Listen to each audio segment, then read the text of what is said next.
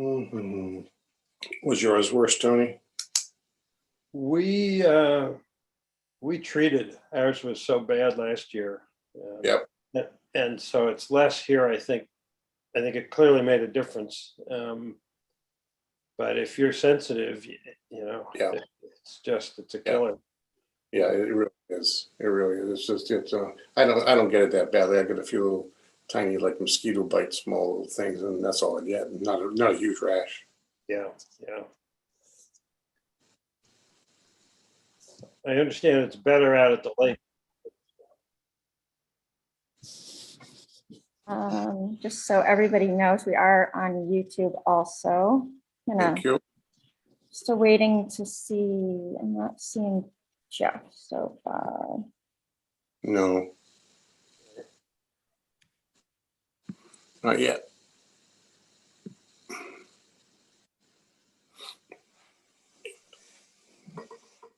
It's just 5. Yeah.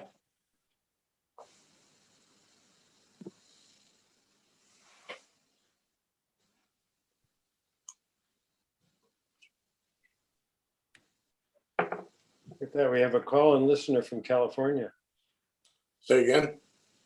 We have a call-in participant from California. Oh, really? Area code was 415. Yeah. That's San Francisco. Yeah. Since hung up, so maybe they were in the wrong call. Well, my cell is still 408, so. Yeah, right. All right. Jeff says he'll be on in just a second. Oh, and we have a message in the chat. There's basically somebody telling us, Samantha's telling us that's her number. She's local, just like me. Yeah, just like me too. I have the same problem. Yeah. Oh yes, I'll be forever explaining my Florida cell phone number also. Yep. I wrestle with changing it, but it's so complicated. Yeah. I changed mine one time and it was just created so many problems that I hadn't anticipated, and I changed it back. Oh, is that right? Yeah, it was just, I even had trouble memorizing it, and all the different things that my number had been printed on, it was just more trouble than it's worth. But Daytona, it comes up as like Daytona Beach area. So it really does, it doesn't help me in a lot of cases. People are very suspicious when I call. There was a quick chat question from Silvio about can we see only 4 panelists yet? So Silvio, currently there are only 4 panelists that are on the video at the moment. But Allison, you might explain the webinar system. Sure. So we can't see them, they can see us. Right. Yeah, so we had about over 30 people registered for the meeting, and so we're starting it out in the webinar mode at least, so that we can go through the presentation, show the slides, and then depending, we're going to encourage people to definitely feel free to use the chat and the Q&A during the presentation. So if you have questions about anything that come up, and sometimes we might stop and just address that right then and there, but then we'll also at the end go through some of the questions that came up, and then depending on how much time there is, we may have time just to bring everybody in for kind of a more conversational, everybody on the screen type of format. But it would be good to get a sense of the types of questions if people could just be typing those as they go.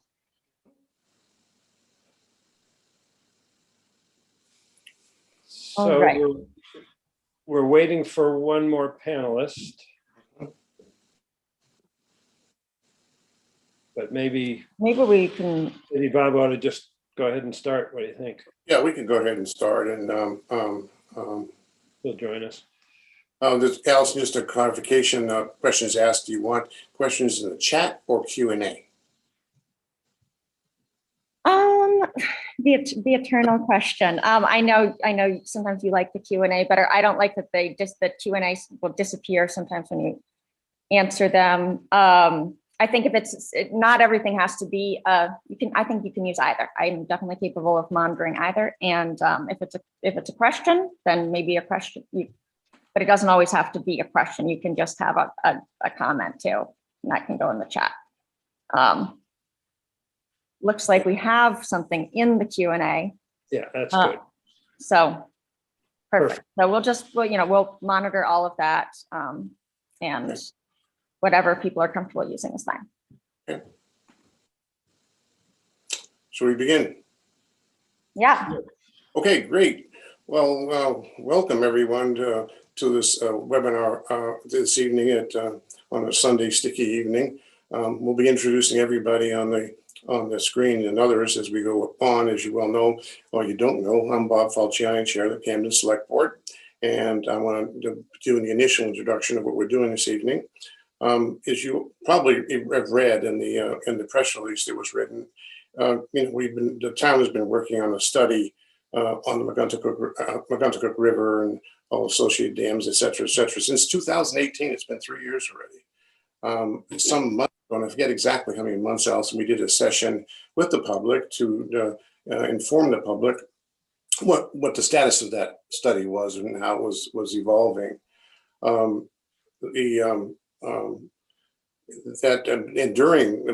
During that session, a lot of questions arose about what would this dam removal look like, what it might feel like, what it might give us some kind of visual photo picture, something to give me something to chew on. And this evening, what we're focusing on is not the rest of the study, which you'll hear the status of it later in the presentation, but we're focusing on one portion, which is the head of the harbor, which is principally the Montgomery Dam, the seawall, and that area, as you will see. I want to emphasize that this is not a select board meeting. This is not a select board workshop. I'm here myself as a interested resident of the town of Camden regarding the potential implementing the recommended changes that the study has involved, not the least of which is, as I said, the Montgomery Dam removal and some other aspects, which we'll be hearing more of. We intend this to be a casual interchange. We certainly want this to be an interchange of ideas from all of you, so that we can have more to chew on as we proceed with the program, as again, you'll hear more about later in this session. And again, it's casual, so just pop up your question through chat if that works. If not, quick Q&A, we'll try to handle both if we have to. But going into us this evening, I want to introduce one of our speakers and involved individuals in the form of Tony Grassi. Tony is almost 2 decades a Camden resident now. He is had a distinguished career in his somewhat younger years as investment banking. He is the former chairman of the Nature Conservancy in Connecticut, has been on the Nature Conservancy Global Board, and is currently on the Nature Conservancy Board in Maine. In addition to that, he's been involved with the University of Maine, Orono, with the Mitchell Center for Sustainable Solutions. He's the head of the campaign committee for the Penobscot River Restoration Trust, which has been focusing on the elimination of blockage to fish passage from 3 separate dams. In addition to that, in his spare time, he's drove the restoration of the dam in Freedom Falls, Maine, which you may know. Freedom Falls is where Mills School is, and the Lost Kitchen restaurant. And more pointedly, Tony, I believe he received an award in 2013, an honor award from the Maine Preservation for that dam, the dam work that was done at Freedom Falls. Congratulations. With that, Tony, I'm going to hand the reins over to you for the next segment. Okay, thanks, Bob. First, Allison, I see Jeff Sessions is in the, Jeff Senders. okay, sorry, For Senders. today, at least. Session is in. Thank you, I missed that. Okay, we'll bring him on, and Jeff is doing a great job balancing young kids and volunteer work and all kinds of other things. So thank you. So welcome, everybody. I'm, as a resident of Camden, super interested in this project, both the whole river as well as specifically what happens in the harbor. And so Allison asked if I would sort of help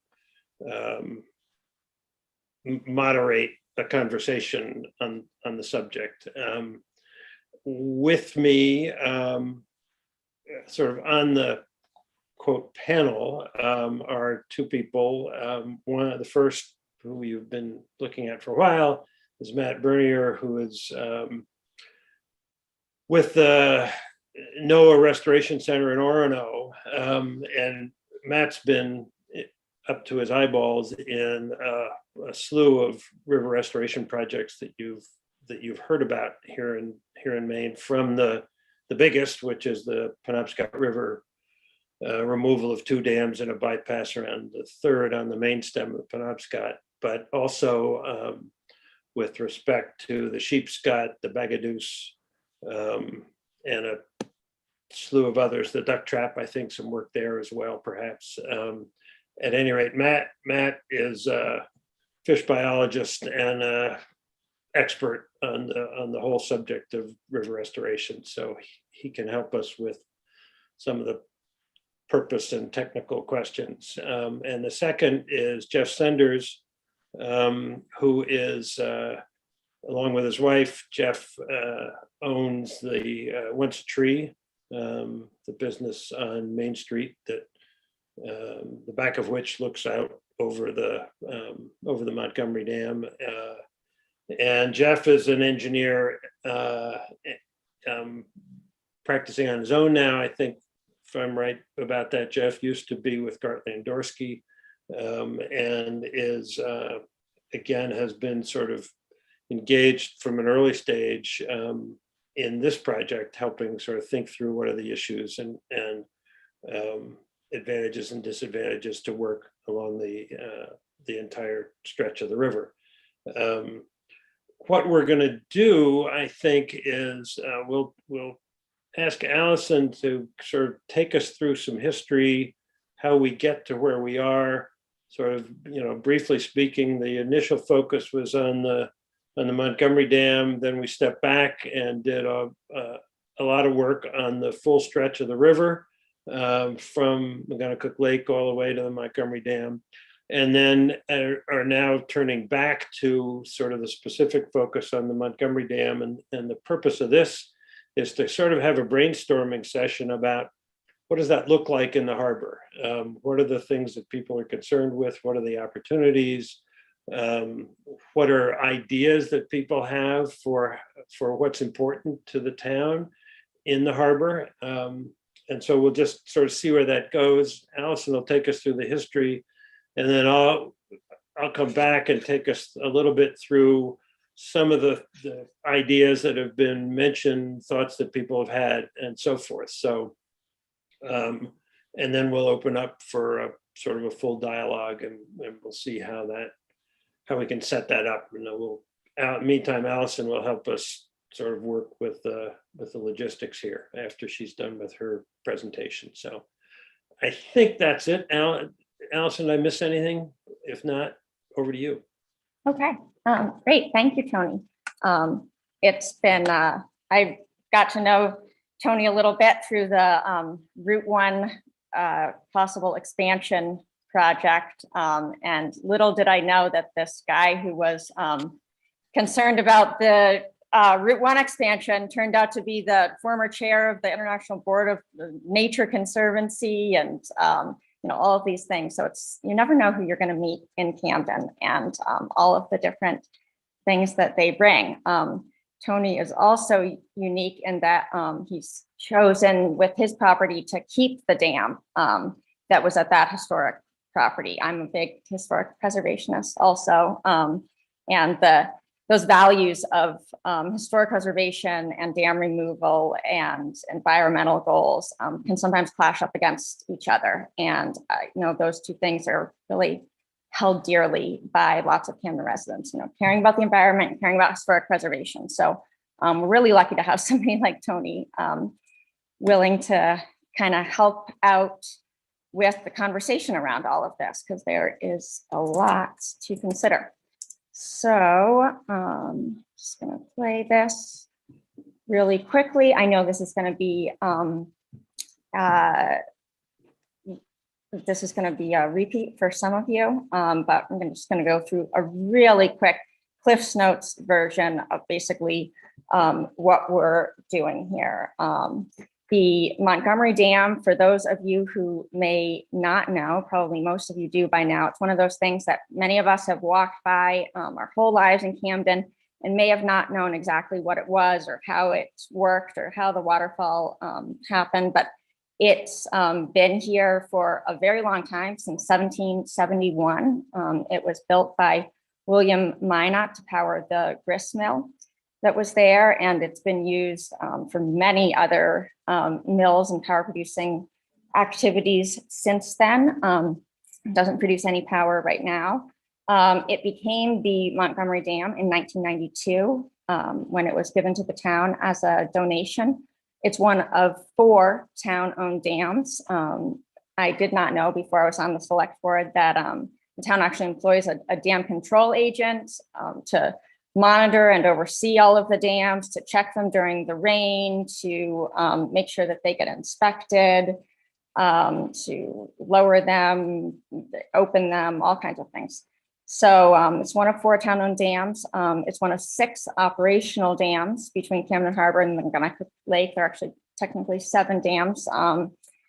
And in 2017, 2018, there was a bunch of repair that needed to happen on it and that was scheduled to happen. And the bids came in higher than expected. And that was a chance for, this popped up on a select board agenda. And a lot of people said, well, hey, hold on, what is the Montgomery Dam and what's the purpose of it? And, we got all kinds of questions from people saying, why does the town of Camden have a dam anyway? What about the fish? And then other people that said, no, that dam, it needs to be exactly as it is because it creates this waterfall. And thus began this quest of just trying to better understand the dam ourselves and help the community better understand it, especially as we've realized how much money it was taking to sustain it. So what we did is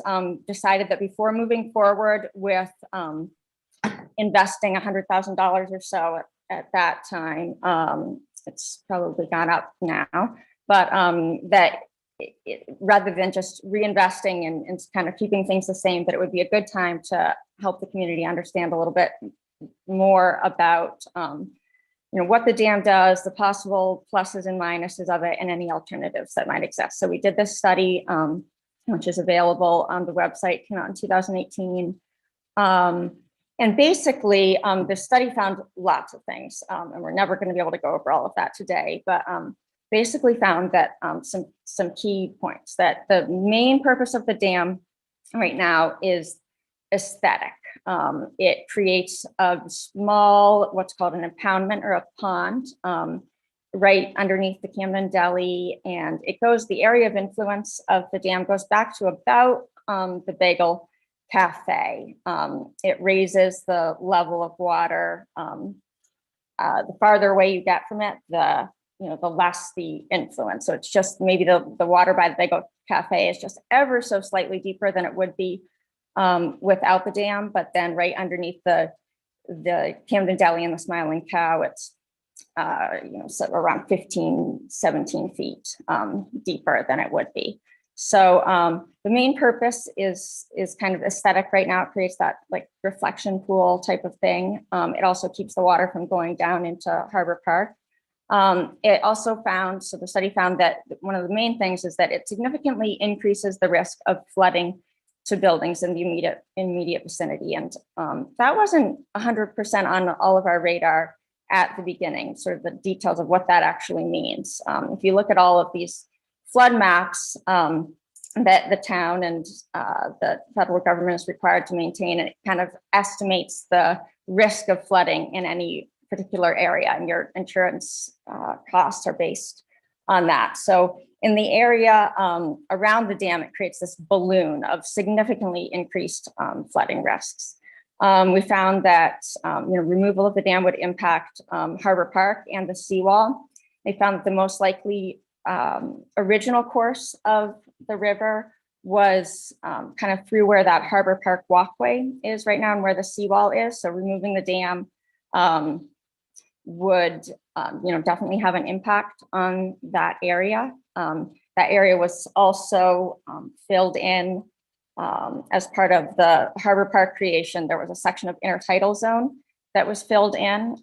And so that also represents some of the original path of the river. The study found that removal of the dam would reduce long-term costs of operation and maintenance to the town. So in the long term, it would be the least expensive solution to the town. It would also be the most likely to receive outside grant funding. It found that removal would provide the greatest opportunities for ecological restoration. It would improve water quality in the greatest way, create the best options in terms of habitat restoration and fish passage.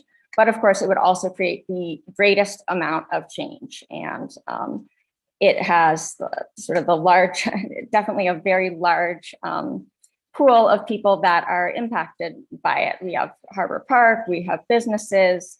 It's right in the center of town, photographed by lots of people. So kind of one of the most difficult dams to talk about to start with, I think. A few of the other things that we've heard, we've done a lot of research on just the history of it, the different things it's been used for, the different ways that it's looked. It's interesting to see, all the different ways that the water power was used in that area. There actually used to be another dam there as well that powered an anchor factory. We've seen vegetation, little bits of vegetation in that center island, lots of vegetation, sluiceways, flumes, all kinds of different configurations. And we've been getting a lot of info for the past 3 years or so. We've heard things like, do what is right for the environment, but how do we know what is right? Avoid spending taxpayer money. Lots of interest in studying the rest of the watershed in order to develop a comprehensive plan before being asked to take action, to vote on taking action at any specific site. People wanted to preserve the historic look. Sometimes there have been different interpretations of sort of where history should start. Are we looking at the history of the area before we got here, before settlers got here, or after? What does history mean to each one of us? We heard, we know that any changes there really involve the library board of trustees. So there's, the more change that might be created, the larger the number of people and properties that need to be consulted. So the library board of trustees actually oversees and is in charge of any decisions that impact Harbor Park.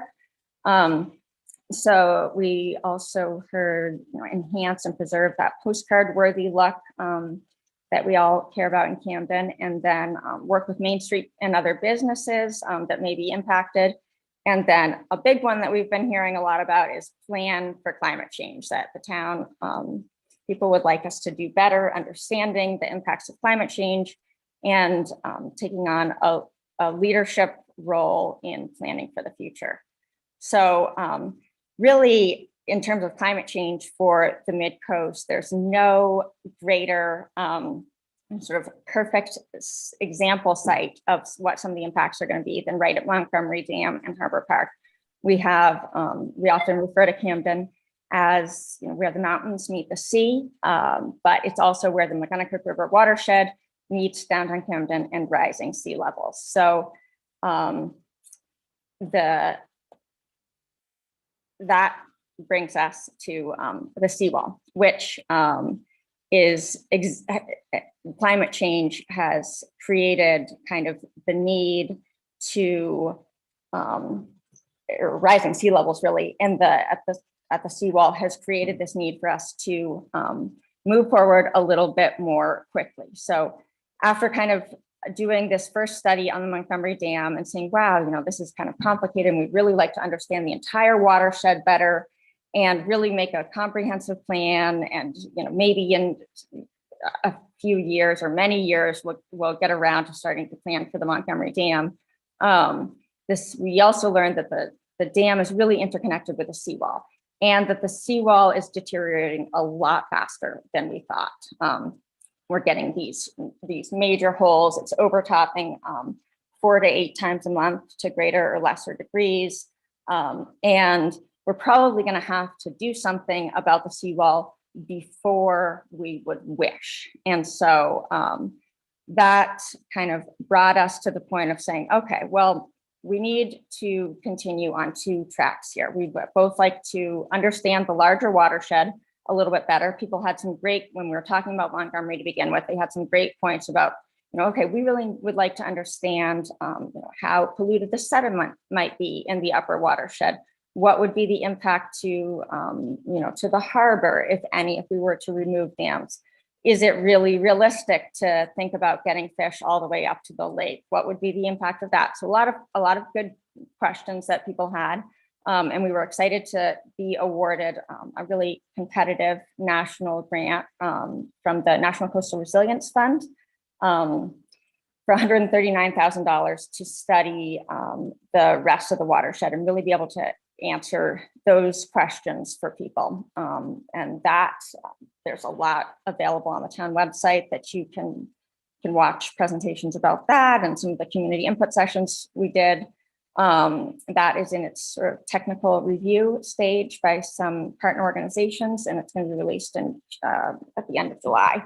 But then at the same time, we realized, okay, if the seawall is deteriorating really very, very fast, we also need to be able to present voters with an option there that hopefully is not going to take so much taxpayer money and might be really likely to receive outside funding. And so we got a grant from the Maine Coastal Program and with some support from the Island Institute that would basically design a solution that would implement the findings of the Montgomery Dam feasibility study. So choosing a full or partial removal option that would check all of those boxes of reducing long-term maintenance costs to the town, increasing access to habitat, all of that stuff, and then also incorporate this urgency that we've recognized with the seawall.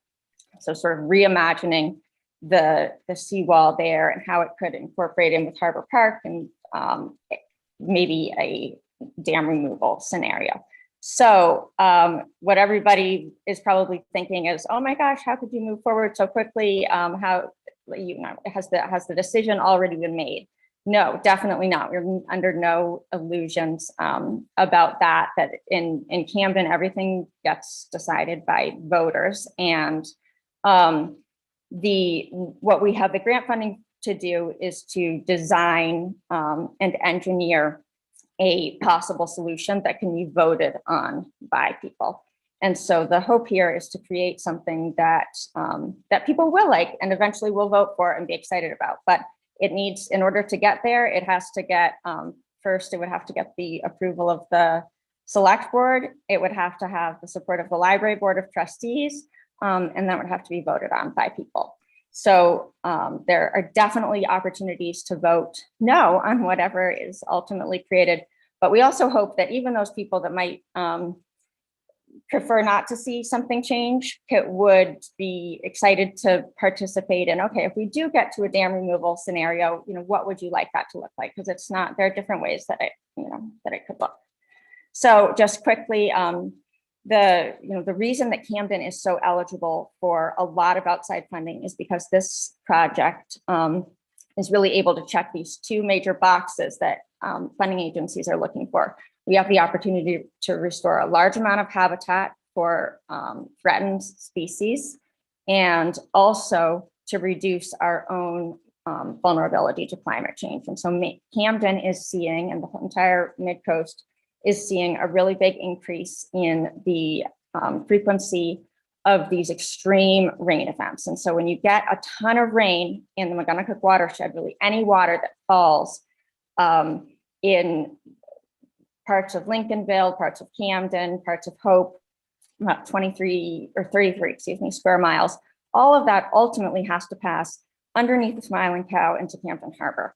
And so when a lot of water comes down really fast, that presents problems. And so this is an example of April 13th, 2020. This wasn't even considered a 10-year storm event.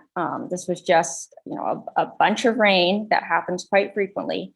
And you can see those as the lake starts to come up, it becomes really important to release water out of the lake as fast as possible, so that you don't flood camps, so that you don't have impacted septic systems, so that roads don't get flooded. But at the same time, that sends a lot of water down to Camden that we might not be prepared for. And this is an example of what happens behind the Montgomery Dam in this impounded area. And so if we were to get a storm that was actually, a 50-year storm event or a 100-year storm event, a lot of these structures are at risk. So that was the rain part of it. Sea level rise, we know a little bit more about. The Maine Climate Council has recently come out with recommendations basically saying that we should plan for we should commit to managing 1.5 feet of sea level rise by 2050 and 4 feet by 2100. You can see this is a picture actually taken by Jeff in 2019 that shows something that's happening fairly frequently in Camden. And this is what's happening today. So you add 1.5 feet onto that, and we really have no choice but to redesign that area down there. And whether we remove the dam or we don't, that whole area is going to have to change to some degree. So now we're back to the nice looking non-problematic view of things to try to provide kind of a base template for planning for what a removal scenario might look like. This was taken by Isaac Remsen. He did a great job kind of capturing that intertidal zone and the dam and the seawall and Harbor Park and the public landing, all from an angle that can hopefully help us to envision how we might adapt to some of these things. And so I'm going to hand it back over to Tony, who's going to go through some of the sketches that have been developed. So thanks, Allison. I might just say that what's important to remember is that every river is different and every dam is different, and the solutions around them are really different. Allison pointed out that in the Freedom Mill restoration, we chose to maintain that dam because the fish experts said, in fact, they would rather have the dam stay than be removed because it was sort of insulating the lower river from species that have been introduced in the upper river. So we wouldn't have done the project at all, I think, if they had said, take the dam out. So in that case, it was sort of the perfect example of a place where you could get green hydropower with no negative environmental impact. The main stem of the Penobscot, the big project I referenced, those dams were providing very little power. We actually eliminated 2 of them and built a fish bypass around the 3rd, and ended up in the whole transaction increasing the amount of power that was available to the grid. So we both maintained the green source of the non-CO2 sources of power, and had a huge impact on fish migration. So those numbers for those of you who haven't sort of don't know about it. But before the VZ Dam, I think there were something like a couple of thousand alewives below the dam that couldn't get by. By the time we removed VZ and Old Town and built the bypass, that couple of thousand has risen to close to 3 million. So you can have a huge incremental impact because, in fact, Mother Nature is able to make up for some of our past sins pretty fast. So at any rate, what I wanted to do was sort of start with this as a base slide. This is kind of pretty low tides and sort of a mid-level storm event, maybe a little bit high water. And you can see the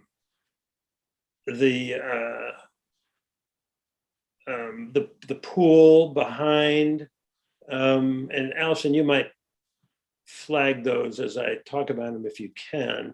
So the pool, the dam and the pool behind the Main Street businesses. And then on the left side, you see where the falls comes down around that island. And then in turn, it comes down on the right side next to the abutment that was built years ago, which then connects to the seawall. So what we're going to do, as questions came up over the course of the last couple of years, there was sort of a whole series of issues and, thoughts about should there be bridges that connect Harbor Park with the public landing? What about the trees that are on the island that impact the view for some of the harbor? Pedestrian access, places where you can actually see, you could see the falls better. Right now, I was down the other day, there's nothing coming over the dam, and all the water is going down the falls on the left, and you basically can only see those if you're sitting at that little picnic table there. It's not exactly a public viewing site. There are questions of power lines, ideas about how about screening problems when you get rid of the water, and the silt disappears. Those buildings are sitting on ledge, and you can see some of the structure beneath them. Should that be screened? How about a boardwalk that runs behind those buildings that could be part of the connection between the public landing and Harbor Park?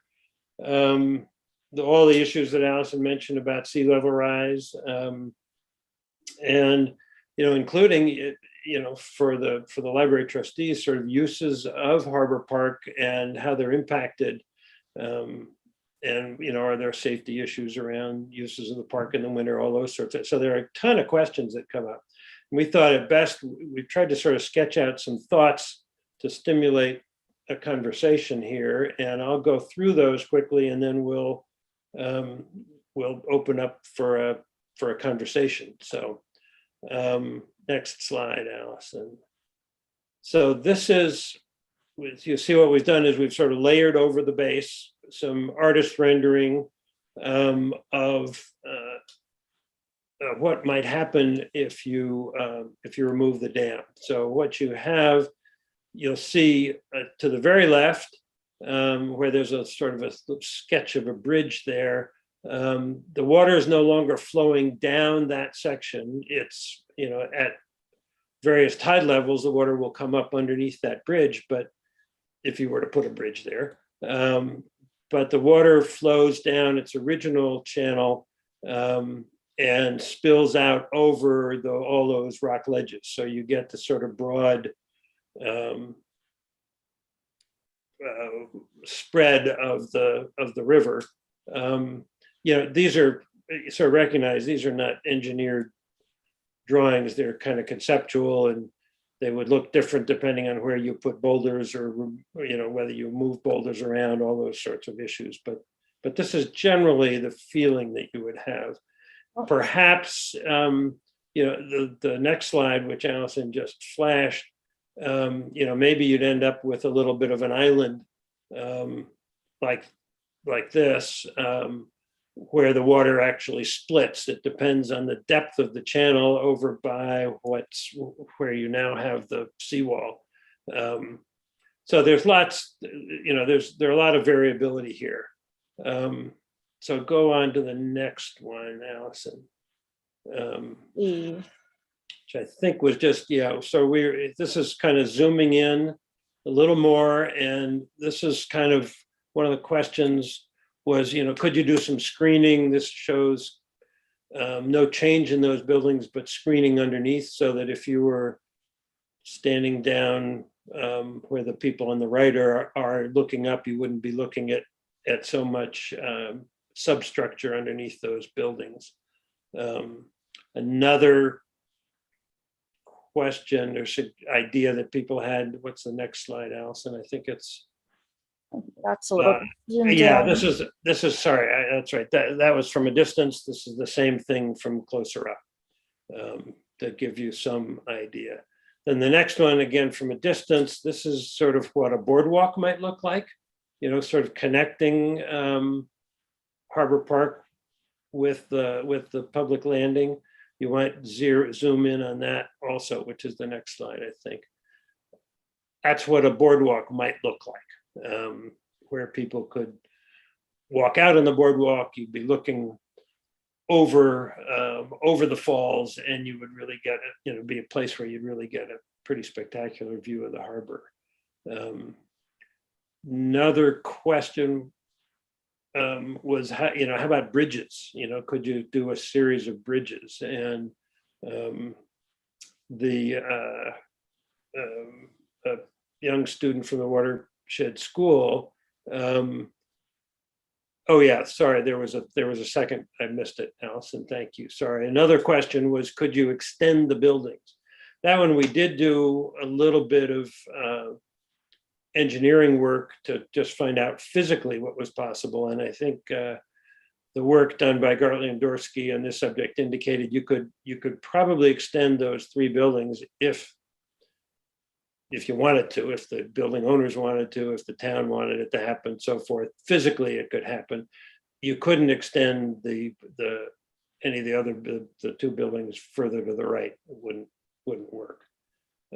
So that was a sort of a sketch in response to a question that was asked. You'll see here that same bridge. If you, so want me to go forward? Yeah, sorry, go ahead.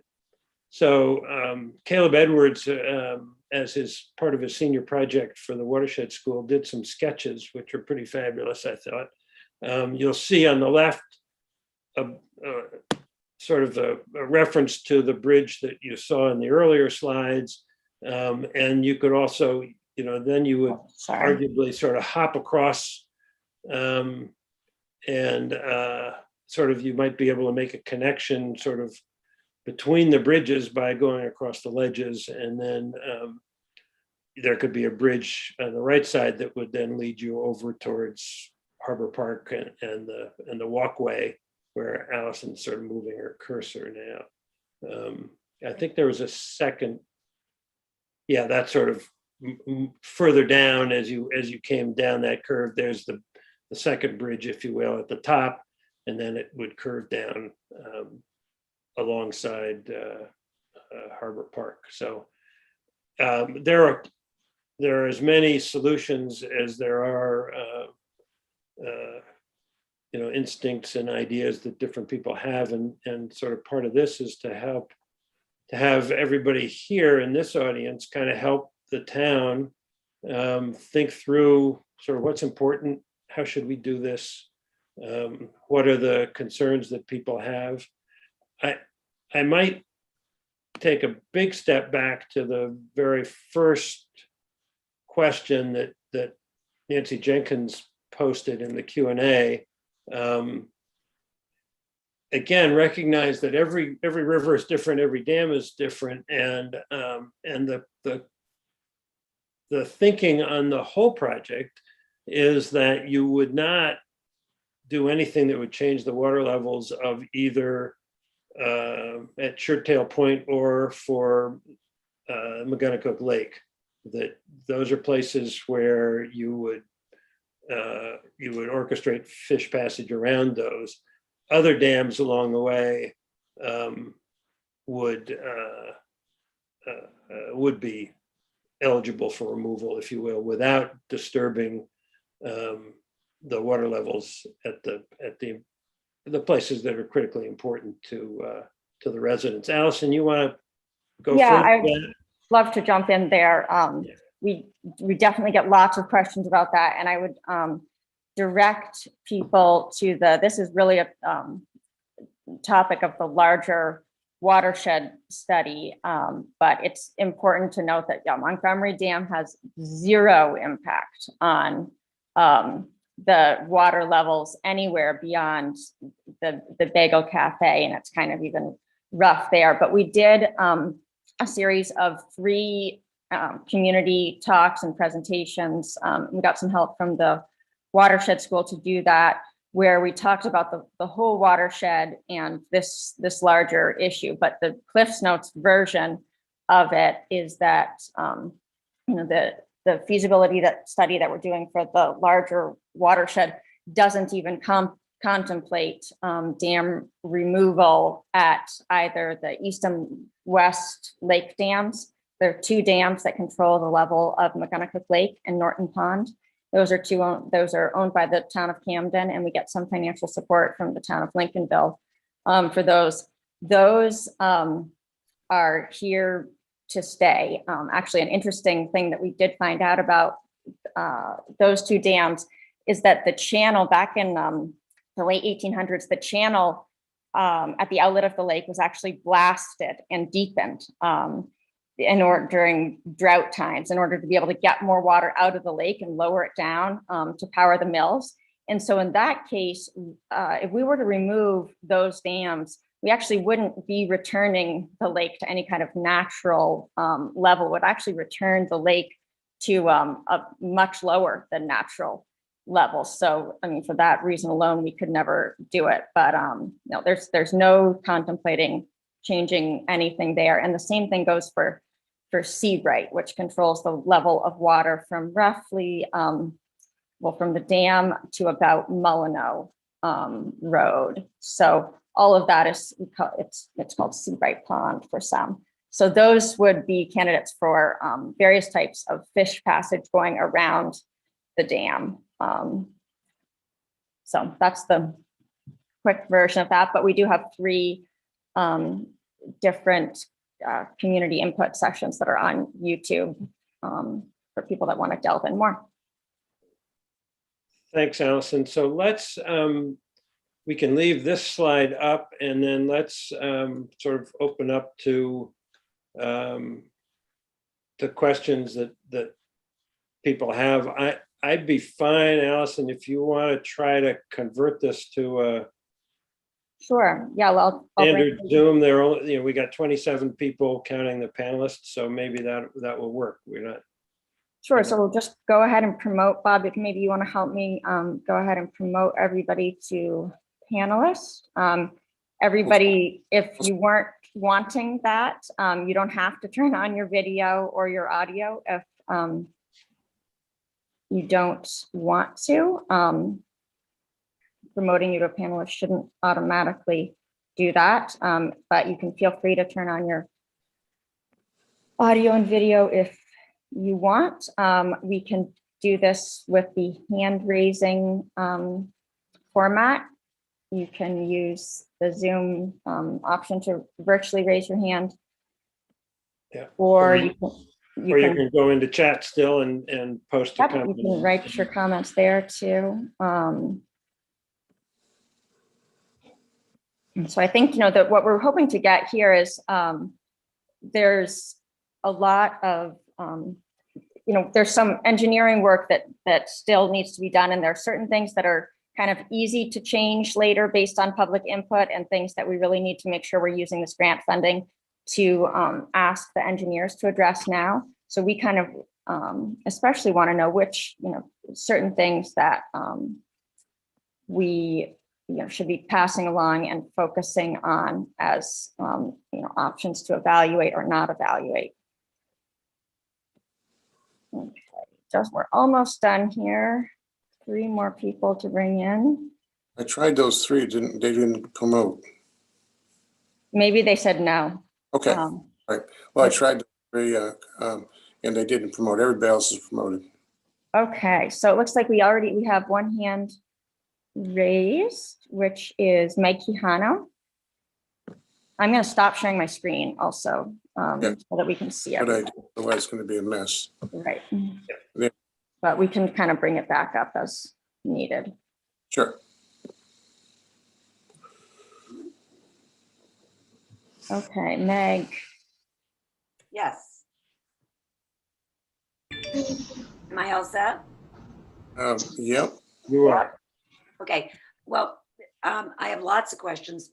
The one I keep going back to that I have not gotten an answer for yet is that if there is no dam, I do not see the ability to drain the water out of the sluiceway, through the sluiceway.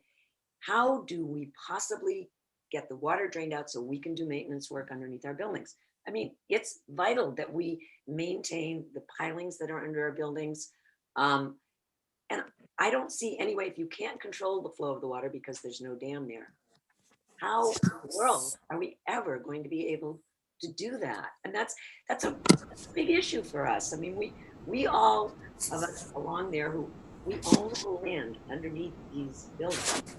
So, all of this has to come through us, and I haven't gotten an answer, and I don't know if you have one. So that's a big concern of mine.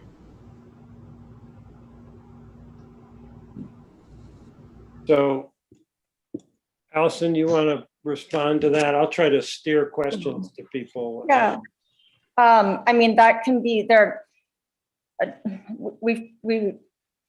I can see that the way it's been answered in the past isn't working. And I think it's because it's hard to visualize, and maybe a way to ask is that we need to ask the engineers how deep the water would be. But essentially what removing the dam would do is it would create the conditions that are created by opening the gate currently. So there would be no need to drain the water out of that area anymore, because we wouldn't be impounding the water in that area. So what happens when we open the gate is it would look much nicer because the sediment would be gone, it would be designed, and it would be actually probably even a little less deep because it would be dispersed a little bit more. But it would be the conditions of opening the gate would exist all the time. And I don't know if Jeff, I know you're. Yeah, I'll help you, Allison. So Meg, kind of picture how the Bayo Cafe's building is with the concrete and the river runs. That's really kind of what you're going to be dealing with, is that you're going to have the river running against the post of your building sometime in the year. Not as bad as Bayo Cafe, where in sometimes of the year you probably wouldn't have it on your side up to every post. So what would happen is you would have a reinforced base of each post, kind of like you do now.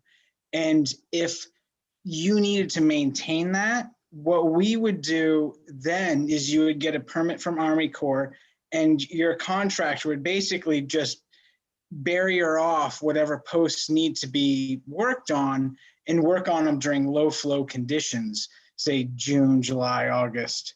And so it just kind of changes how you work on your building instead of not being able to work on your building.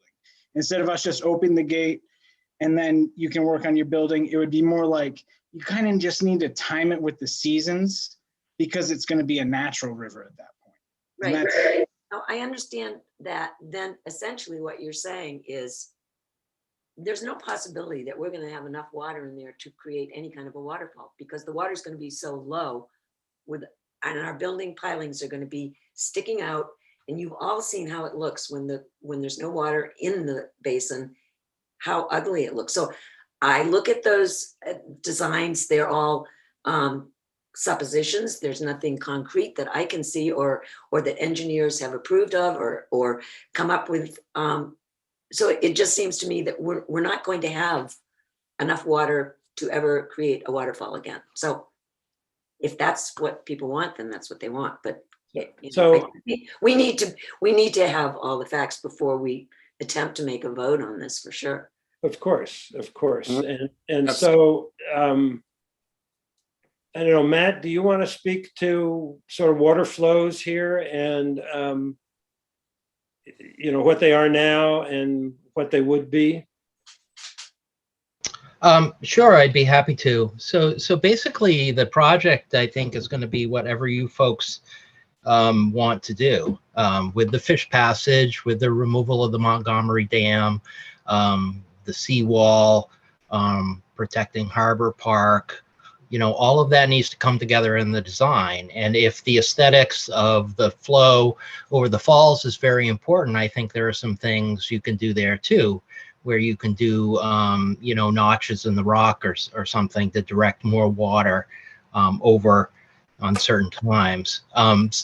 Certain times of year when you have a lot of flow in the McGuntacook River, it's not going to be a problem. You're going to have, ample flow over the falls. It's really in the summer when you have those low flow periods that things will change a bit. But again, you can do the modifications and, to redirect some of that water during the low flow period. So I would say if that's important, and it sounds like it is, just incorporate that in the design as one of your design goals for the site.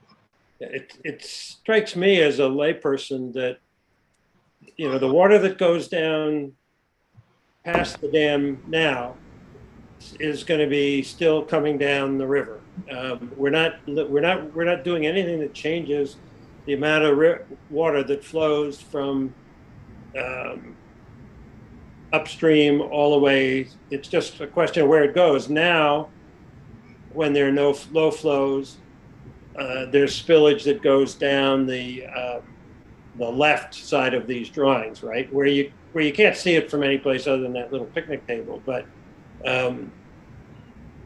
we would, under these sketches, you would actually, whatever flows there are there now, would go down the right side of the drawings as we were looking at. So we're not changing the amount of water, the Mother Nature drives that subject. I'd like So- to, Some more Can we go? We got people stacking up with raised hands. Yeah, Bob, We can rotate back. I think Ken Gross was next up with the hand up. thanks. Yeah, thank you. Thanks for for hosting this community conversation. And I need to start by saying my name is Ken Gross. I grew up in Camden and I work at the Camden Public Library. But I need to point out that my remarks here today are as a concerned private citizen and that I am not speaking on behalf of the library. I would like to make 3 points today. I'd like to start with a question before I begin. What is the process? This answer might take a couple of minutes, but what is the design process? How many more iterations of the design are you planning on going through? Because I've noticed in any design process that I've been involved with, the next design is going to be better than what we just saw. And the one after that will be better yet than the one we just saw. So how many design iterations do you project before this goes to the voters? Bob or Allison? I mean, that's how many times does it take to get a middle school right? There are a lot of ways to go about it. It might be, that's part of our role as elected officials, is to try to gauge when things are ready for voter approval or not. Sometimes elected officials get it right and sometimes they get it wrong. So I think right now, personally, I'm not satisfied. I want this to be the type of thing that when people think about, oh, they removed a dam in Camden, and to me, it has to be that at the end, people say, and it was so much more beautiful. It was awesome. It was so much better afterwards. And it's pretty awesome right now. So it's going to be hard to do that. To my goal personally, and I'm only speaking for myself, is environmental largely. It's really important to me that Camden objectively do like what's best for habitat. And I believe tourism will follow that, and that what's good for the environment is going to be good for businesses. But at the same time, I also think that the cause of all of this river restoration stuff, and it will be better for the cause if it is traditionally sort of really aesthetically pleasing to people as well. People who aren't concerned about some of the same environmental things as some of us may be. If it's really important that this turns out to be a super postcard worthy thing. And to speak to Meg's point, I think the falls is a big part of that. It's important to me that the falls have always been in Camden. First of all, they've looked different, but you can see in the 1768 survey that was done, there was a falls there. And that was part of the reason it was chosen as a dam site to begin with. That was a natural falls. It looked different. I was in Machias this weekend, actually looking at the natural falls there. They used to have a dam there. You can see it's a different type of waterfall. But to answer your question, we're not there yet. It's going to take more design iterations. I think there does need to be a guarantee of being able to still say, McGonagall Falls. But you're not at risk of us saying, okay, quick, everybody vote on it. Sorry you missed it. And the people that turned out said yes. I know that's the concern for people, and I know that does happen. This isn't going to be something that anybody's going to try to sneak through, because the result of that, even if it were to somehow get passed, would be negative for the whole cause and for the community. So that's not what we're trying to do here at all. And I think we're quite a ways off in terms of design iterations. Great. Thank you, Allison. So let me make the points that I were hoping to make today. I have 3 points, and then I want to share some slides with you. The first point that I'd like to make is the importance of evaluating the costs and the benefits of these proposed changes. And I don't just mean the dollar cost, although the dollar costs look frightful, but I mean we should bear in mind the cost to the town that would be entailed by the destruction of the waterfall and the destruction of Harbor Park. The second point I'd like to make is that there are options that include preserving Montgomery Dam and Harbor Park. They have not been displayed today, but they do exist. They are listed in some detail in the interfluve report, which I recommend to everybody, the interfluve report of just a year ago, May 2019, where they are called option 1. And I know it'd be a long answer, but I don't understand why option 1 has been bypassed and overlooked from the moment that the interfluve report arrived.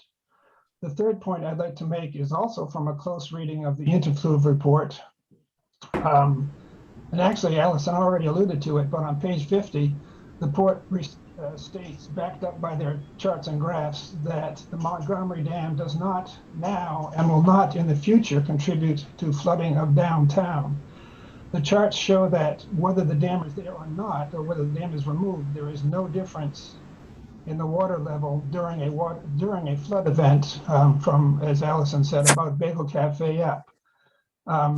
So I can't help but wonder if flood control is being used as a rationale to achieve unrelated goals.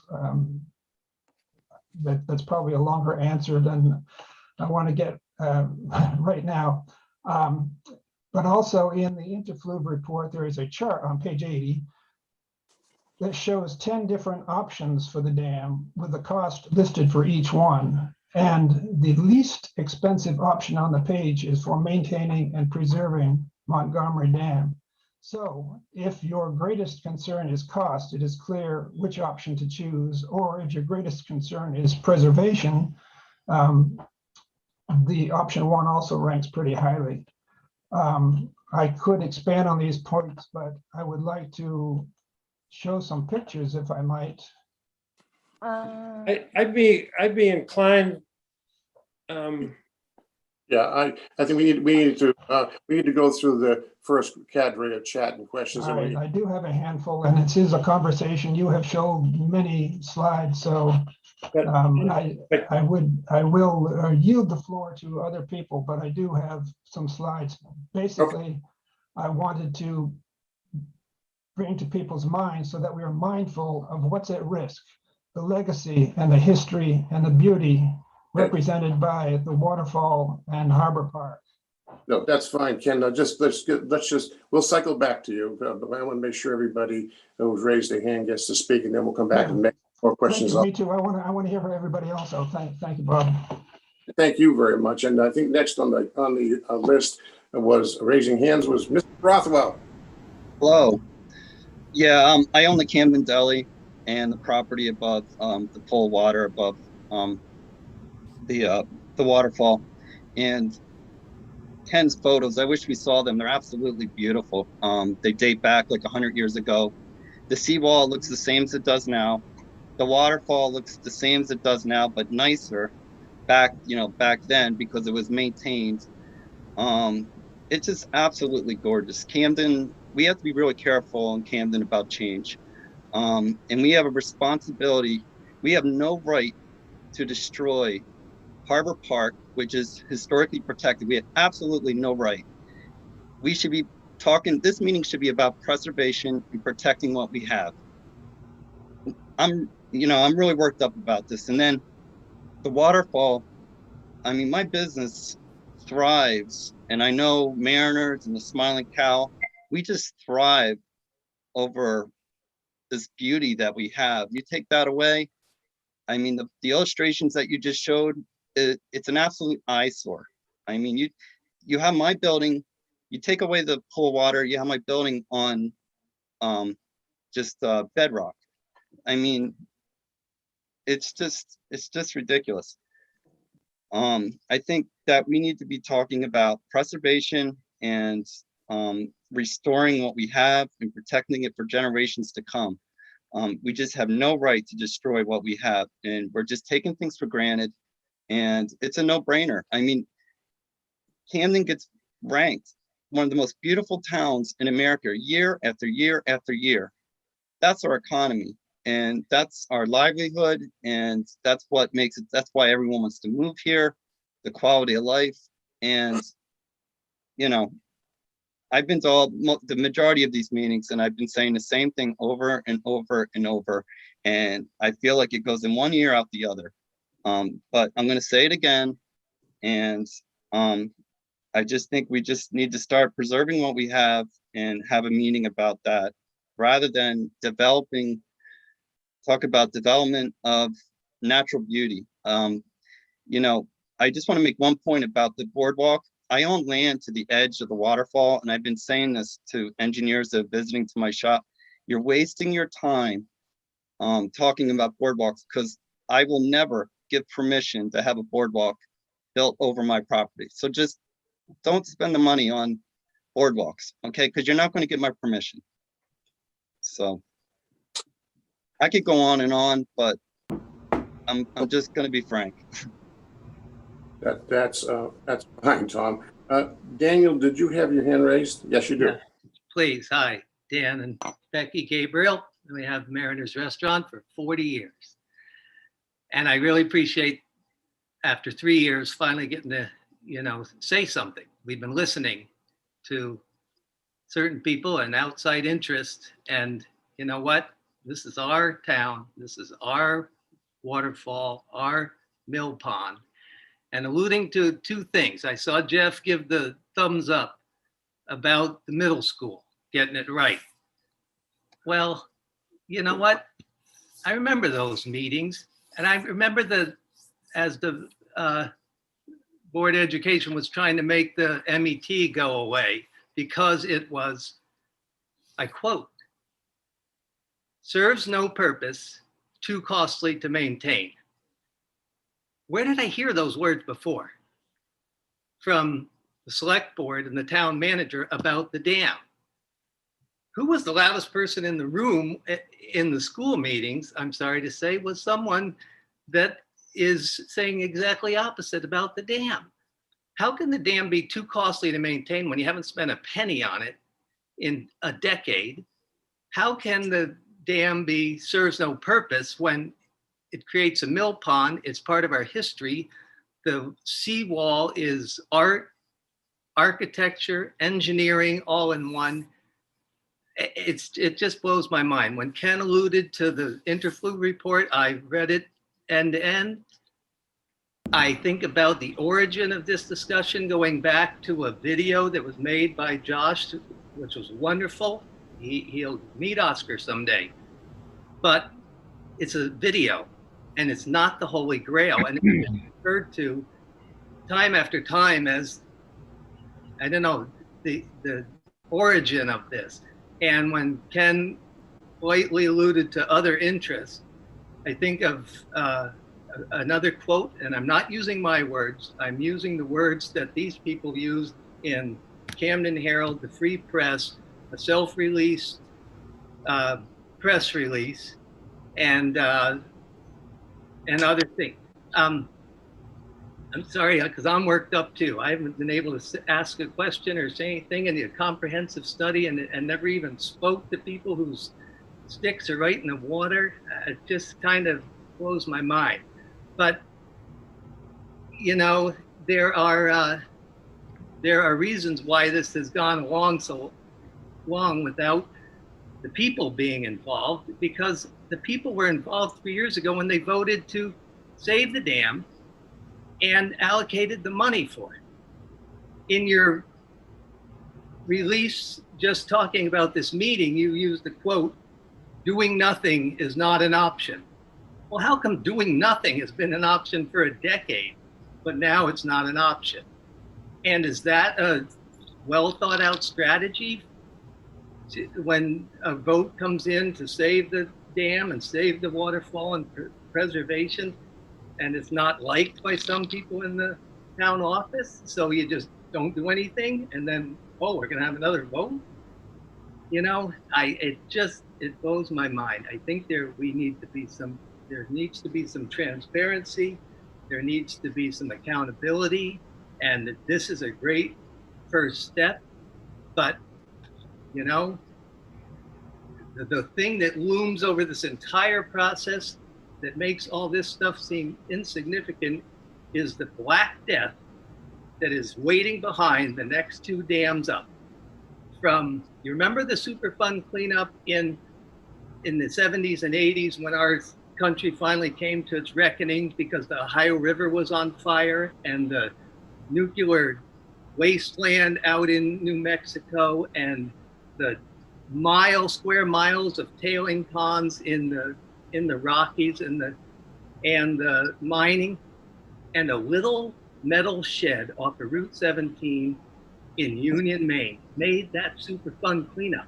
You know why? Because they unsafely and illegally stored barrels of toxic waste from tannery. And those old guys sat around our counter 40 years ago at Mariner's Restaurant, and they had an 8-foot square door at that tannery property that opened up and the barrels went in. 4 decades. And where did it go? Yep, behind the next dam, into that swamp.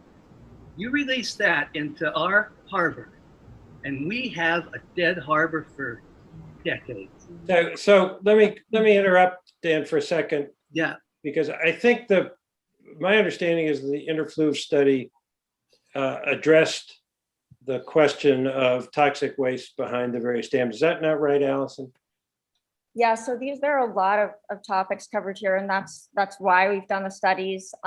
Sediment was definitely a concern. It hasn't actually shown itself to be a concern. What we're really finding is that it's quite similar to what's in the harbor. The fish, we could go back and forth forever. Dan and Tom, I know we agree on lots of things. Dan, you're the first person I ever talked to about this 3 years ago.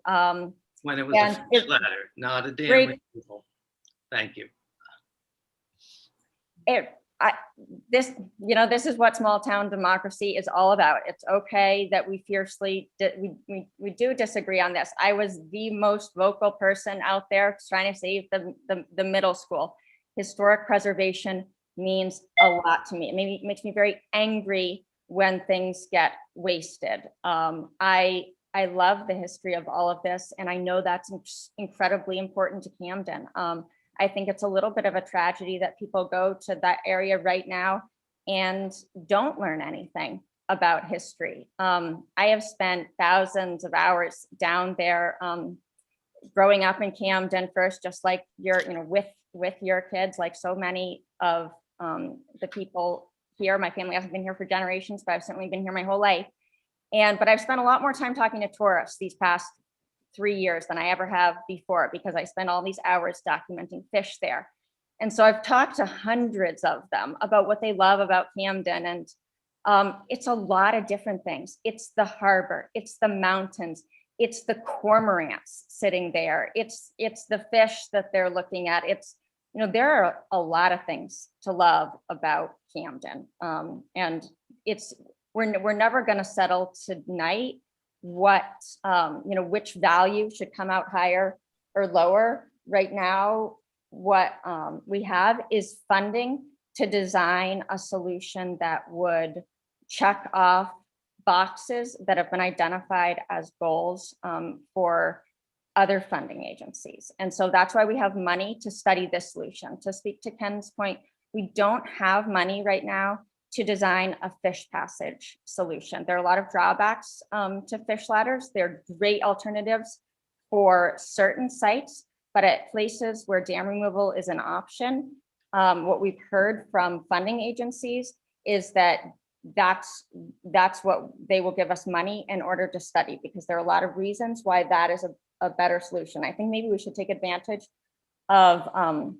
the expertise that we have here to maybe learn just like a little bit about why dam removal solutions are being funded at this level, and why we're being encouraged to look at that. I think probably either Matt Bernier or Nate Gray would be good at helping with that. There will absolutely be a time to rally to people to vote no on this. I remember I didn't want a new middle school. And so, we got to vote on that, but I also kind of regret a little bit not participating a little bit more in the process, planning out the middle school, because it ultimately passed and I turned out to be in the minority. So let's take the opportunity to try to make this as the best that it can be, because we have funding to study it. So I don't know, Matt, maybe you could just talk a little bit about why dam removal is the type of funding that is available for certain projects. Sure, I'd be happy to. So one of the reasons I've been engaging with the town on this, looking at the feasibility studies, is there's never been a better opportunity to really talk about these issues of resiliency. And by resiliency, what we mean is we're looking at those sort of climate change effects that were alluded to earlier. So even though the seawall, I agree, is beautiful, it's a historic structure, we saw a photo earlier where the seawall is being overtopped. That's going to happen more and more. You think of your oldest residents in Camden who were born in the 1920s or the 1930s, the sea levels are over 6 inches higher than they were when those peoples were born, and the rate is accelerating. A couple of millimeters per year. So something needs to be addressed, and certainly the seawall is deteriorating. So one of the things I've encouraged is, while you're doing this planning downtown around the Montgomery Dam and the fish passage, also consider the seawall project. It's not inseparable. They're both in the same area. They kind of affect each other and everything. But the opportunities that are coming up with the federal government, and this isn't just a, this administration thing. If you look at so I work for the National Marine Fisheries Service. The money that Camden got for some of these studies through the National Fish and Wildlife Foundation, that came through a sister agency within NOAA called the National Ocean Service, the Coastal Resilience Funding. So last year, or this current year, their funding for that was $33 million. The year before that, it was 30 million. It was a little less the year before that.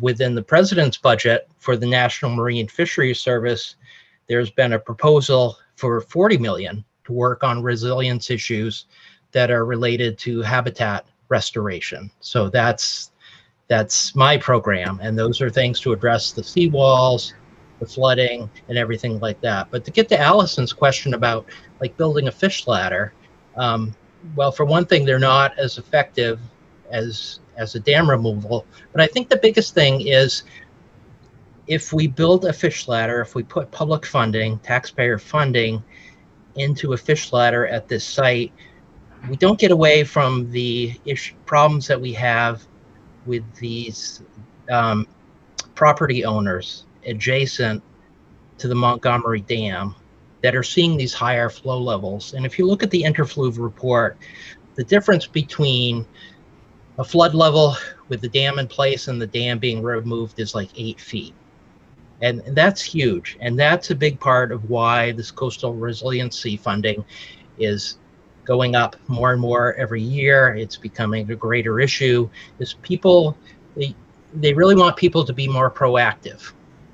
So rather than waiting for buildings to fail and be damaged and everything and ask the taxpayers to come in and try to get, pay for that funding, which is always uncertain, it's like, okay, well, let's address these problems, right off the bat, go for these win-wins and get the funding. And so that's really, what a lot of our programs are. And if you look at the interfluve report, I think it wasn't maybe clear enough, but there are some property owners who are currently within the flood zone that if the dam was removed, they'd be completely out of the flood zone.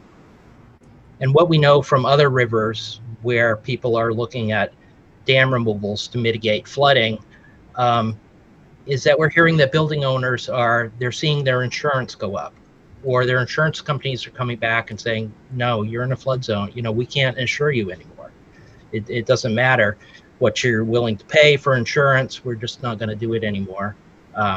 Or if your building is damaged, don't expect us to come in and give you any funding. Before I came to NOAA, I was working as a consultant, and this was one of the most extreme examples that I remember, but it was in a town in upstate New York, and a mill owner, so this was like a former, textile mill or something like that. They did an incredible job, spent millions of dollars fixing it up into apartments and everything, just beautiful thing. But because there was a dam in place, and that dam was elevating the flood levels next to this building, they couldn't get an occupancy permit for the whole building. So here they had put, millions of dollars in building apartments and condos and so on, right on this river.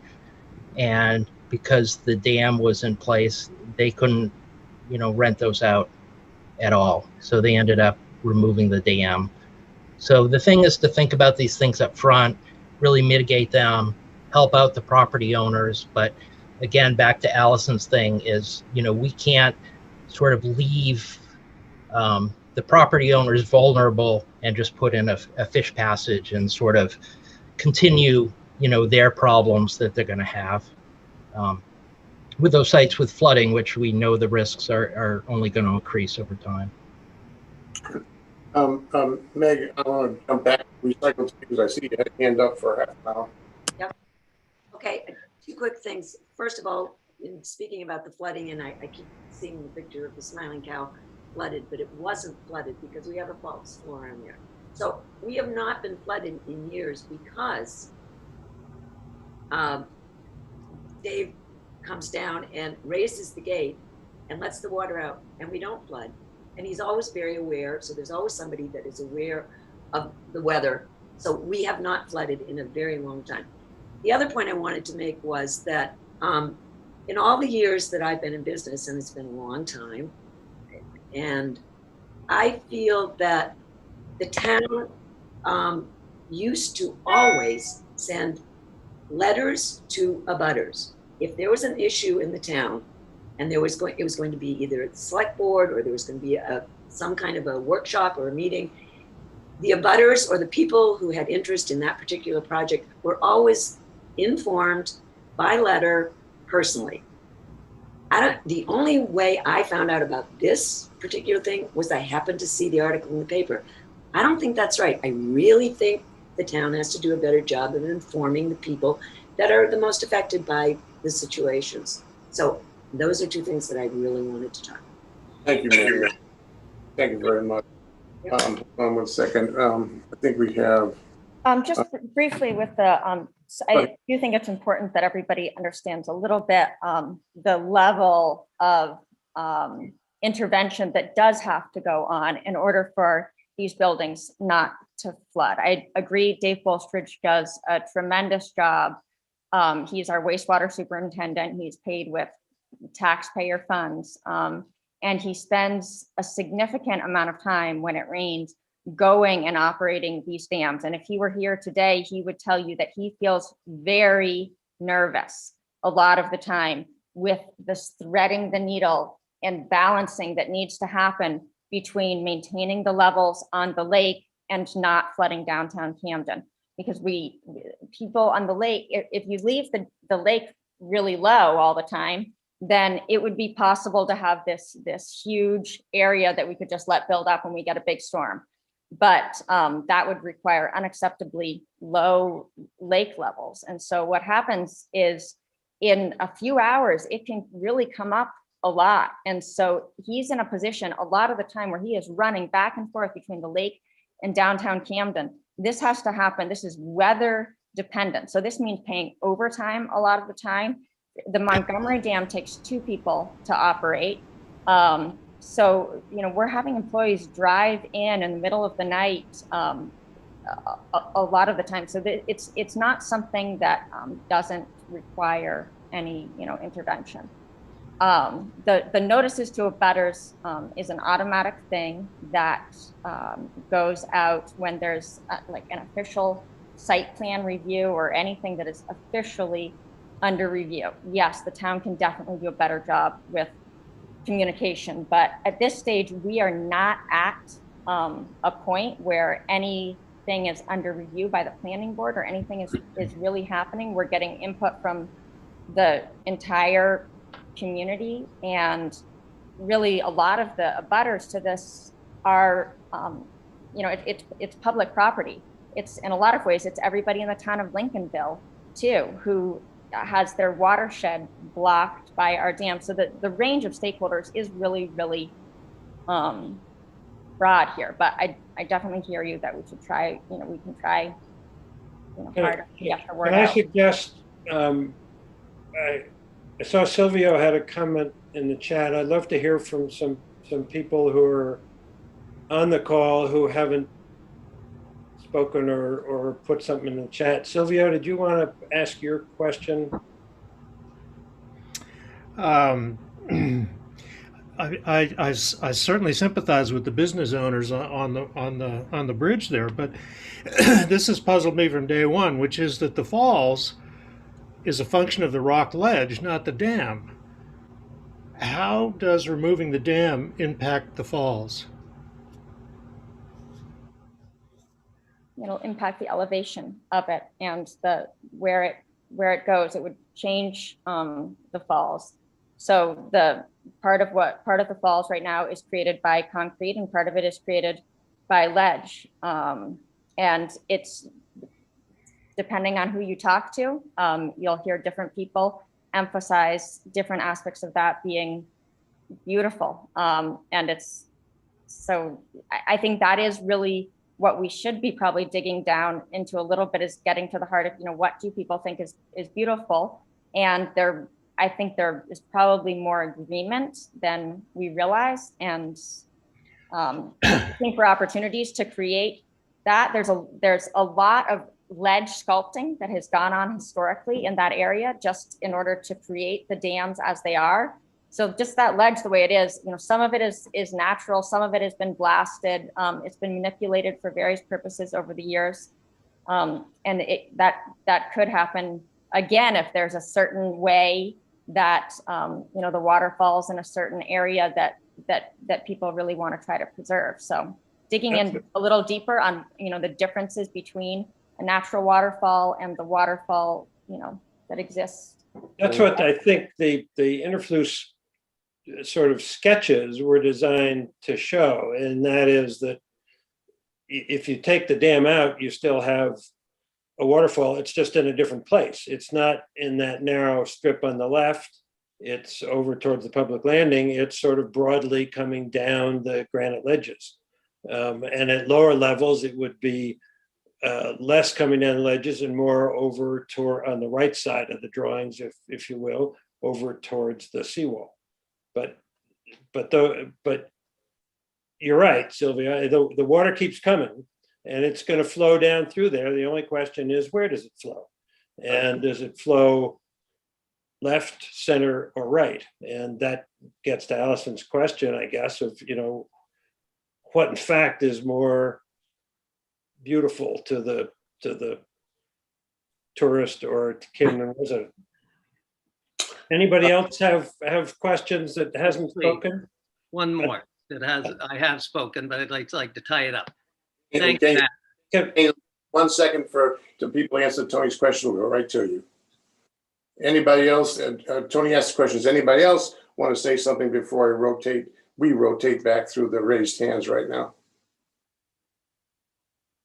Or Daniel, go ahead. Thanks, Matt. I wanted to thank you because for that distinction between the seawalls down at the harbor and the falls.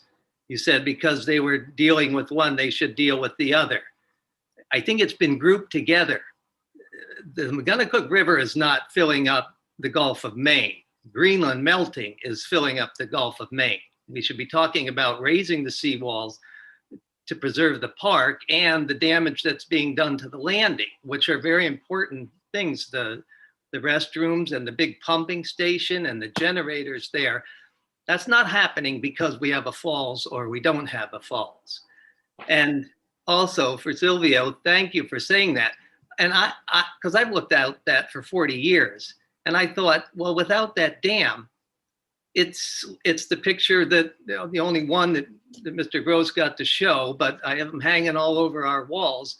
It depends on where the rocks are, where the water goes, but it's the breach of that wall behind the smiling cap that would change everything. You could take what's considered the dam and really the one that turns towards the back of where Jeff has his business and us on that side, there really is no dam there. That's just the rocks. And so it is interesting, and a lot of it is in being defined. But I did want to say, Matt, and to Interfluve and to Will Gartley and all that, when I ask these questions and some of my passion comes out, it's never, you don't know what you're talking about, or, give me the town checkbook for 2 years and I'll come up with a completely different scenario. And what Mr. Grassi has done, it speaks for itself. So I'm so thankful that I could talk to people like this and listen to you. But I'm also glad that I can verbalize a little what I see. I can't apologize for just absolutely loving that beauty. COVID, I saw kids on bikes, throwing their bikes down and swimming in that thing all last summer. And I hope this summer. And, we have a mill pond. It's just a piece of history. And that I think with the brilliant people we have working on this, there has to be a way more than just demolition and destruction. It's hard to stand on a pile of rocks and call yourself a preservationist. It just doesn't work like that. And they're all different and no one thing fits the other. And thank you for working hard on it and having good people work hard on it. And thank you for letting us in on it after 3 years, because it's just a part of who we are. And so thank you. I just want to make sure that I leave it like that, my appreciation. That's very, I appreciate it very, very, very much. Yeah. Thanks, Dan. Neighbor. And here, but we have one more hand raised or a thumbs up by Jeff. But Tom, you had your hand raised again. Yeah, just briefly, people have to remember that Montgomery Dam has been around for over 200 years, and it's held up so well. I mean, right now it's deteriorated because we haven't spent really anything on it. We haven't maintained it. And for some reason, it still looks beautiful. And I just say we put some money into it. It's clear that the town does not want to spend money on maintaining. So put a little money into it, raise the seawall, and get it to last another 200 years. Because all the things you're talking about, fish ladders and footbridges, I'm not convinced you're not going to maintain it. And then we're going to have another eyesore. It's working, that Montgomery Dam, and we could get that water flowing probably 100% of the time. I'm not an engineer, but if we cut off 2 feet, that water would probably be running all the time. I look at it every single day and I enjoy it. And we could get that beautiful again if we want to, but we have to want it, and we have to want to be able to preserve and protect everything we have. So, sorry. No, don't apologize, Tom. You're speaking your voice. That's what this is about. And Daniel too. You're speaking your voice. That's what we're doing here. We don't have to be pulling a punch. We want to punch, we punch. That's fine.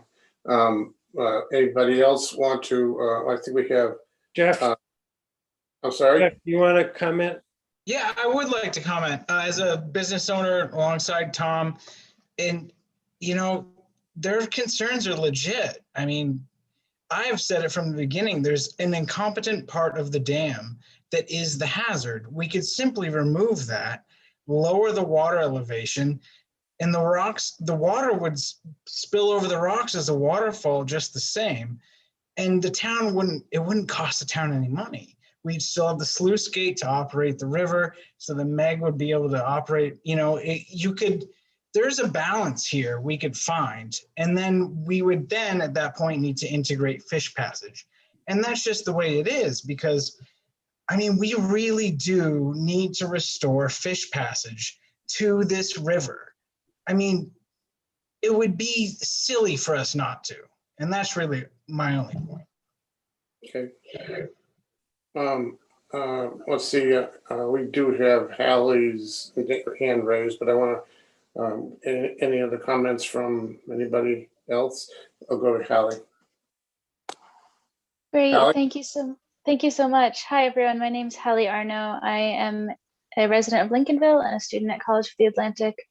And for my senior capstone project, I'm looking at community river restoration. So I'm really excited that this is happening. And I would love to chat with you all further and hear about your specific concerns and reasons for, the different ideas that you have in terms of whether we should do a fish ladder or full dam removal as part of my senior project. And it would be great if anybody is around to do a short, 30-minute interview.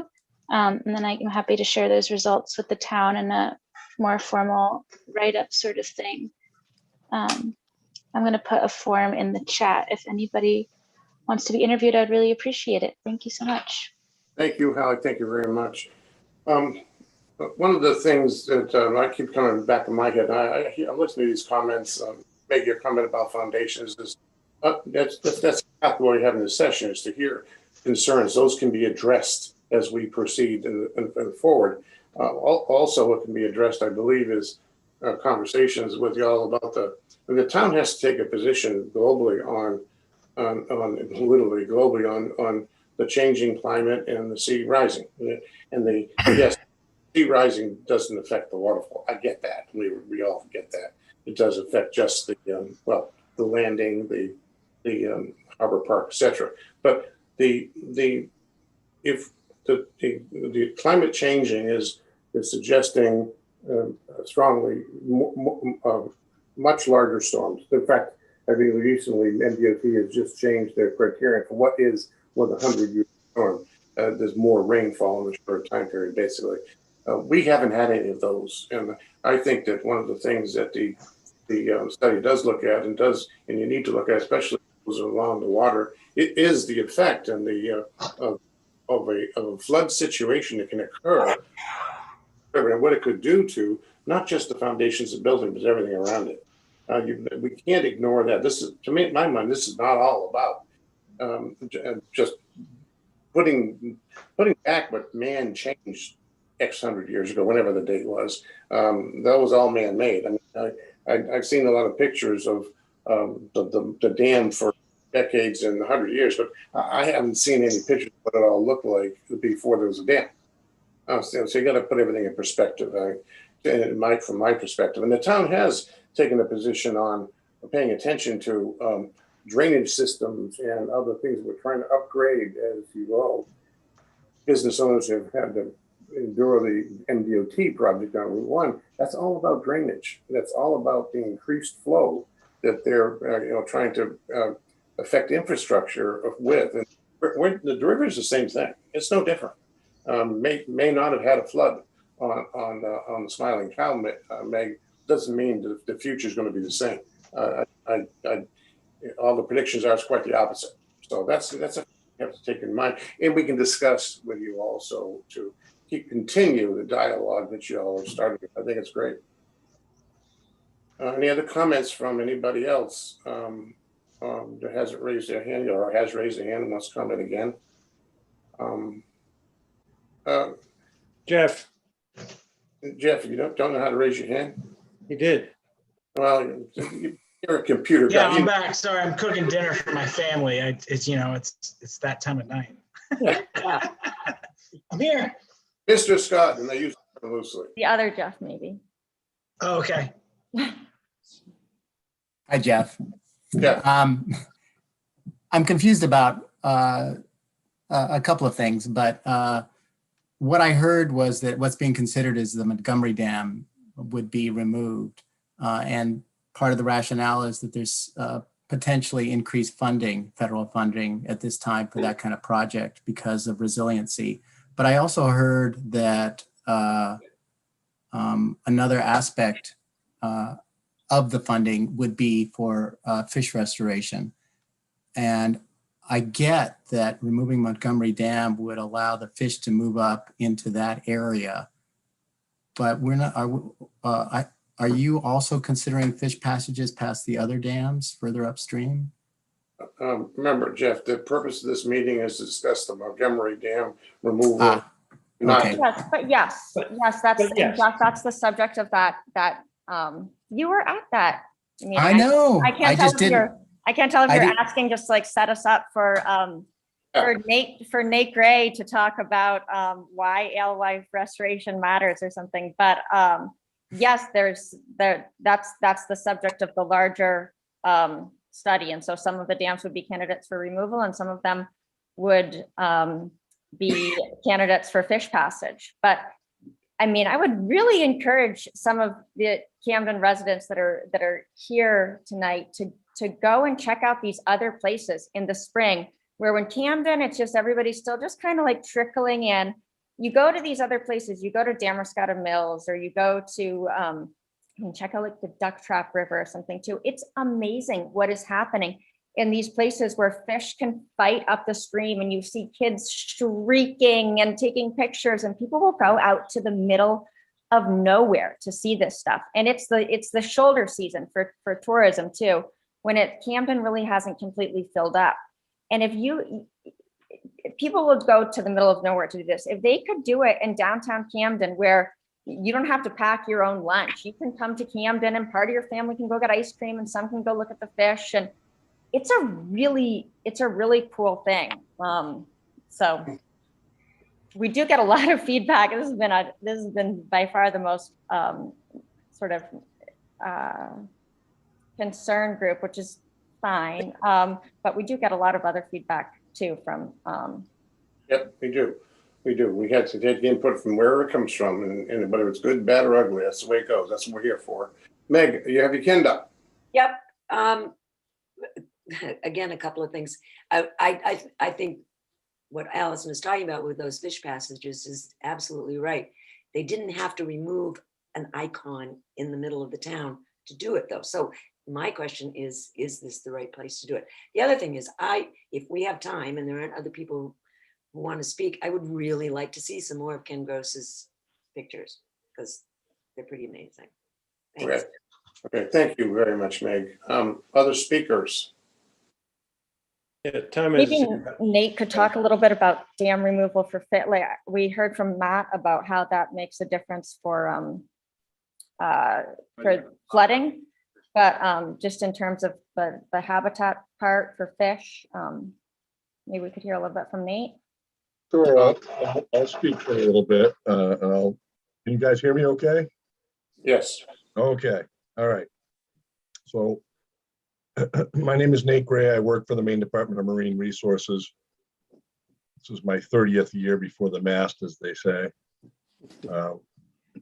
I work on river restoration and fisheries restoration, and one of the principal species I work with is river herring, both bluebacks and alewives. And I'm going to be brief here. I think you guys are kind of aware of the fish species I'm talking about. We're fairly certain that the McGuntacook once harbored a run of fish. And I just got some email this past Friday. This is in regard to the species as a whole, river herring as a whole. And this is from New Hampshire south to South Carolina. There are 15 index rivers that record their run strengths on a year in, year out basis to kind of keep their fingers on the pulse and the health of the resource, as it were. In 2021, this is from New Hampshire south, mind you, all rivers combined, the 15 index rivers, all the way down to South Carolina, the total return was 1.35 million river herring. Now, to put that into context, at Benton Falls this year on the Sebasticook River, the lowest most dam in the Sebasticook, just that run alone is 3.52 million fish. Okay, that doesn't include the Penobscot, that doesn't include Damascotta, that doesn't include Pickwan. Okay. This is a keystone species. And we almost lost the ability to even deal with the fish as far as the listing of the species back in, I believe it was 2009 with the Amendment 2 process. They wanted to list the river herring as endangered. And it's pretty telling, you know, to the south of us, you know, what we're looking at. And we're not really even sure that the decline was so great this year, like the Nemasket in Massachusetts typically has a run of many, many tens of thousands. And this year they got back 4,000. We seem to be doing pretty good here in Maine. Is that, you know, just luck? I hate to think of it that way. We do a lot of good work, a lot of good restoration projects. And one of the tools in that basket of restoration projects is both dam removal. When we're talking about just Montgomery Dam, you have basically three choices: do nothing, put in a fish passage, or do some sort of removal, combined with either, you know, nature-like fish passage or perhaps nothing. I can tell you from experience that if you put a fish passage in, then it's like resetting the clock, like Montgomery Dam. You know, they talk about, you know, lack of maintenance and how robust the dam is, but you have to maintain a fishway year in and year out without fail, or you might as well not have put in the fishway. And I told you I'd be brief, and there it is. Thank you very much. Thank you. We have, what, Tom, go ahead. You had your hand up again. I just want. Brief again. I just think we need to get our priorities straight. And I've been to all these meetings, and the priority is fish passage and fish ladders. Fish ladders won't work in this town because we're not going to maintain them. We don't want to put money into maintaining things. So I think priority needs to go back to aesthetics. That's what we represent, beauty, and focus on getting that falls beautiful again and protecting what we have. We just need to get our priorities straight. And all these meetings revolve, even the plans that we have revolve around fish ladders and fish passage. I'm all for fish passage, but fish ladders will not work with all the plans that I've seen without destroying the waterfall. So there we have it. Thank you, Yeah, we Tom. can't get grant. If we want to do the other thing, we have to use taxpayer money to do it. And so we're Let's going do through it. this. We're an affluent town. Let's do it.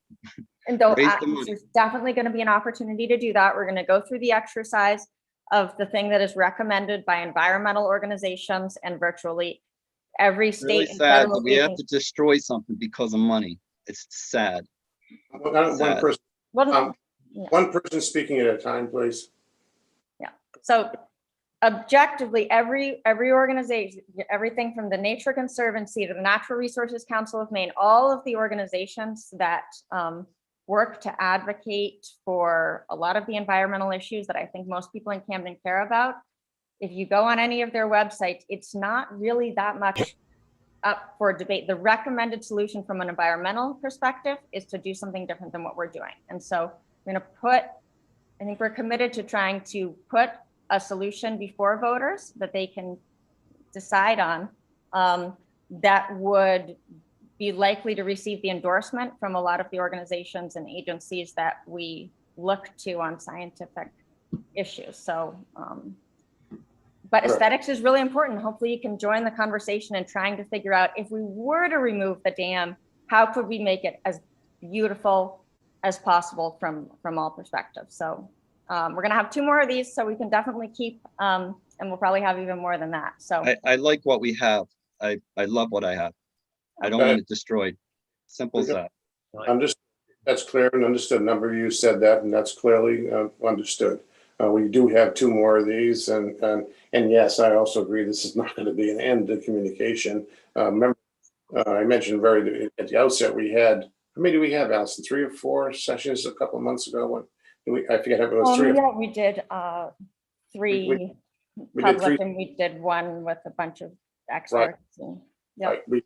We did 3 where we had, well, Tom, you were there. Many of you were, and we talked about that stage. We still have more of that to go. We're not driving a nail into the wall here, but the process is what the process is, and I think our job is to bring well-heeled solutions to our legislative body, which is the voters of the town of Camden. And some will like it and some will not, just like the middle school. It's no different. There are pros and cons of everything we do, but we're continuing to listen. We've heard a lot of good comments today. I think it's great. I want to continue. I encourage you to show up for the next ones and provide this input to us. That's what this is about. This was an interchange. We didn't say it was for a rubber stamp. So do we have anybody else who'd like to make a comment? We are, 9 minutes from 7 o'clock, and then if there's anything else, we'll put it in. Otherwise, we'll adjourn until the next meeting, which is, Allison, I believe it's Wednesday from 12 to 2. Wednesday from 10 to 12. Thank you. I got Friday and Wednesday confused. There's 2 more. One on Wednesday from 10 to 12 and one on Friday from 12 to 2. So more to follow, and we'll have, just keep it coming, please. All right. Thank you all for showing up. I appreciate it. Thank you for all your help, for Matt and Nate, especially for taking part of your Sunday evening, and all the rest of the Camdenites and Hallie too from Lincolnville. Thank you very much. We'll continue the conversation as we go forward. Thanks, Bob.